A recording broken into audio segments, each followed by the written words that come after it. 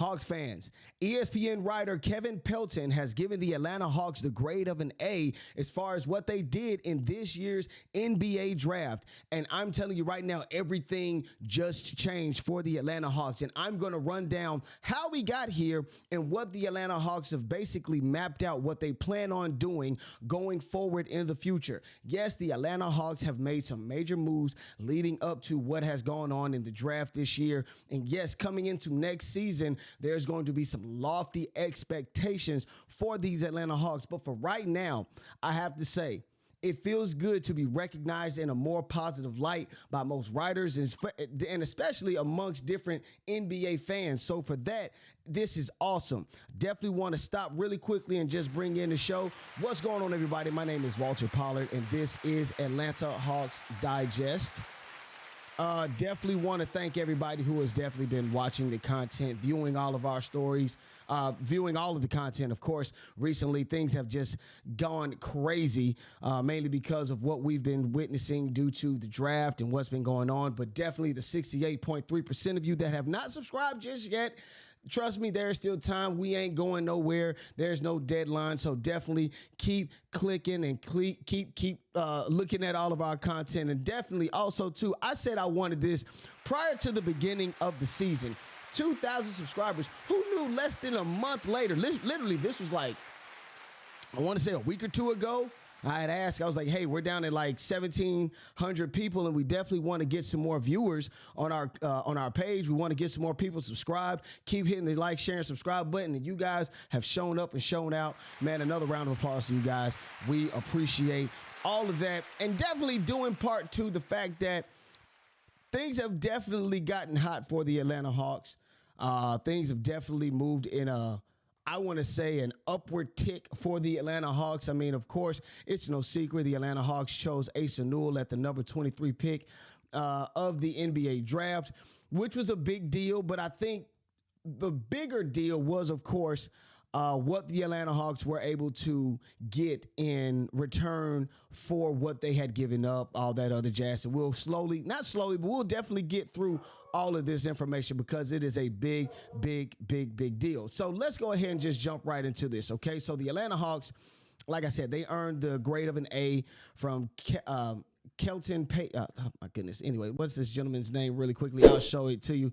Yeah, Kevin Pelton, and I'll get back to him and I'll explain to you even more. But Kevin Pelton, who is a writer for ESPN, basically gave the Atlanta Hawks an A for what they were doing in this year's draft. I know he had given a lot of other teams grades or whatnot, but he specifically gave the Atlanta Hawks an A because of what had happened. And I feel, but you guys can see it as well. And let me know in the comments what you feel if you would grade the Atlanta Hawks with the exact same grade.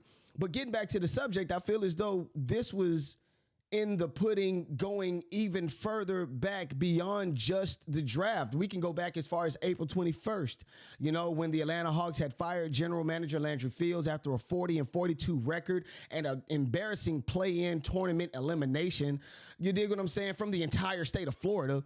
That was embarrassing. So, of course, with all of that going on, it's good that the Atlanta Hawks organization felt as though it was definitely time to move in another direction. Now, granted, we still credit Landry Fields for landing the number one draft pick in last year's draft and, of course, acquiring Zaccharie Risacher. So that was something that was definitely beneficial to the Hawks organization. But then we fast forward to June 9th. The Hawks, Bryson Graham and Peter Dinwiddie, of course, were hired to their respective positions in the front office. Bryson Graham, who is, of course, the vice president of basketball operations. Peter Dinwiddie, who, of course, is also the vice president of strategy and analytics. Let's not forget that Unsai Saleh was selected as general manager of the Atlanta Hawks as well. Now, there's still possible plans of bringing in a president of basketball operations, but for right now, this is where it sits at. So we could go even further back. You dig what I'm saying? As far as what the Hawks have been planning to do from the get-go. Once that play-in tournament was embarrassing, they said it's time to go. Now, wrapping this around, you go to the day before draft day, June 24th, the Atlanta Hawks, they received Kristaps Porzingis in a 3-team trade between the Atlanta Hawks, the Brooklyn Nets, and the Boston Celtics. The Atlanta Hawks, I want to say they gave up the number 22 pick to the Brooklyn Nets. Of course, we got Kristaps Porzingis. I think we gave away Terrence Mann and George Niang. I'm not sure to the specific teams they went to. I know you guys know, but again, that was something that had happened prior to the draft. Then you fast forward, you dig what I'm saying, to draft night. You know, you fast forward over to draft night. You know, again, that's Ace Newell shaking hands with our commissioner. So again, major, big step up for the Atlanta Hawks. But again, the Hawks, they turn around with 13th pick. Again, they go ahead and they trade back.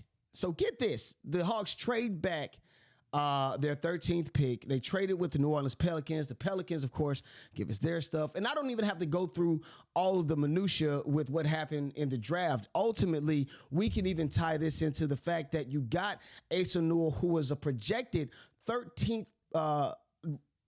pick. Yeah, he was projected to be the 13th pick. So the Hawks didn't have to do anything. They didn't have to move back. They didn't have to do anything. As a matter of fact, going into the draft, they didn't have to get Porzingis. They could have just held on to the 13th and 22nd pick and kept doing what they were going to do, draft whomever. But instead, the Atlanta Hawks, they made magic.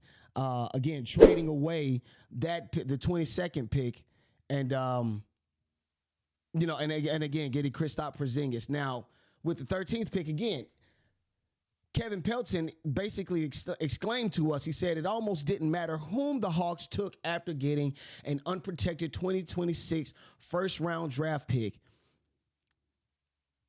And this is something, and the better of those are from the Milwaukee and the New Orleans Pelicans. So via the Pelicans to move down 10 spots, I might have made that trade straight up. Without getting the number 23 pick, all the better that the Atlanta Hawks took a prospect that was ranked in his projection, the number 13th pick. So you get Ace Newell at the number 13th pick, and yet you turn it into a 2026 unprotected pick. So with that unprotected 2026 pick, the Atlanta Hawks can possibly get a top 4 pick. Why do you might ask? Mainly because, again, both the Pelicans and the Milwaukee Bucks are looked at to possibly have some very poor seasons, missing out on the playoffs, okay? Not even play-in tournament worthy, okay? Then you couple that with Giannis Antetokounmpo possibly leaving at the start of today's free agency. So free agency is kicking up. Then you want to add into the simple fact that 3 teams are dealing with injuries to their superstars. Tyrese Halliburton with the Pacers is going to be out for an entire season. Dame Lillard is going to be out for an entire season, which is with the Milwaukee Bucks. And then you got Jason Tatum, who is going to be out for an entire season. This will be an incredible time for the Atlanta Hawks to capitalize off of what's been happening in the NBA. Obviously, you see that there is a trend that's going on that, unfortunately, there's a lot of players that are injured, and the Atlanta Hawks, they're just still getting stronger day by day by day by day. Now, it's no guarantee that Ace Newell will crack the rotation or whatnot, but you got to think of it like this, too. This was an extremely strong draft class. This was an extremely strong draft class, and the Atlanta Hawks, to make the moves that they made, getting a 2026 unprotected first-round pick, as well as Ace Newell, who also, I might add, played at Mount Verde Academy with all the guys. I mean, he played with Cooper Flagg. He played with Derek Quin. He played with Liam McNeely. So, I mean, come on. And this is also a class that ranks up from Mount Verde back in 2020. These guys who had, of course, gone into the NBA. We're talking Cade Cunningham, Scotty Barnes, Moses Moody, and Daron Sharp. So, again, that is something to pay attention to, because if this guy keeps that kind of company, obviously we see that the Atlanta Hawks may have made a major steal in this year's draft. And, again, everything just changed for the Atlanta Hawks.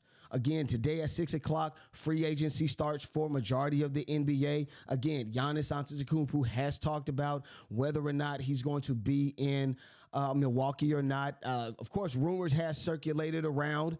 But again, there's no certainty that he will stay in Milwaukee. So there's a chance that he could be leaving. Pay attention to Shams, because we know that this is a prime opportunity for the Atlanta Hawks to make their move and possibly get back to where they were from 2021. I'm excited for what's about to go down with the Atlanta Hawks. You should too. My name is Walter Pollard. This is Atlanta Hawks Digest, and I am signing out. Peace.